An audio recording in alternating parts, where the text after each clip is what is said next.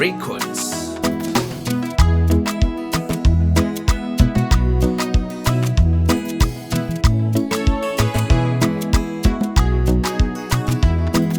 Izobera imitsima rahanga akora bikuru aberewe mbabazi twena tumwebaze abantu bakanungu rahanga witwa katwejuka yatuhomasheje amurungi kandi akunda abantu wezo yemereyeho okutungura kanungu Honorable Dr. Minister Baryomunsi otutambire izobera imitsima rahanga akora bikuru aberewe mbabazi twena tumwebaze abantu bakanungu rahanga witwa katwejuka yatuhomasheje amurungi kandi akunda abantu wezo yemereyeho okutungura kanungu Honorable Dr. Minister Baryomunsi otutambire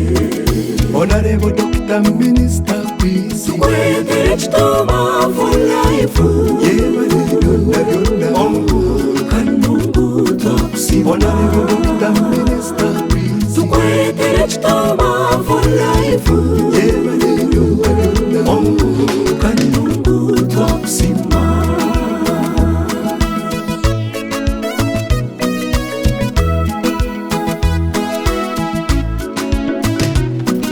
Honorable Dr. Minister Crazy Baryomunsi reka tumukandeho ahabwe byakozere akakuguka mununga ombe magara tumweta Dr.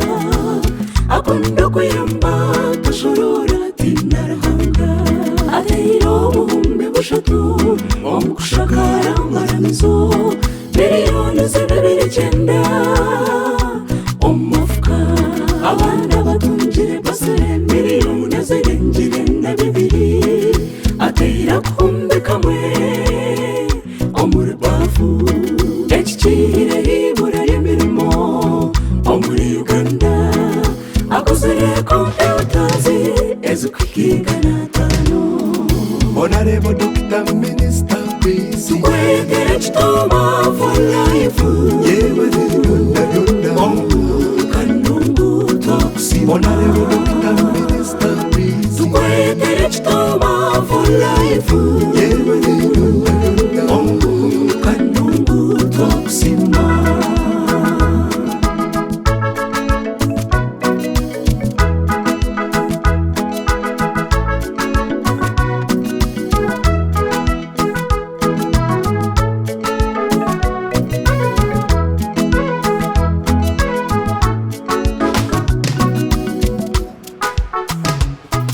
Ejinkundira Honorable Crazy Baryomunsi akundi hangaye akunda enaremu ne vice chairperson obuchiko bw'amagara ne member wa Uganda Medical Association kandi ne member wa Uganda Demographers ne bende betongore bimutere mu besije Wahati ni minister wa ICT ni chairman wa MPs kanungu yona abira ambassador wa Kabare University Honorable Dr. Minister Crazy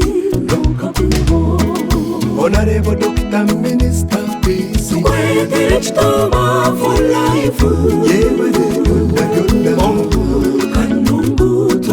Honorable Dr. Minister Peace Kwete chitoma for life yewe kanungu toksima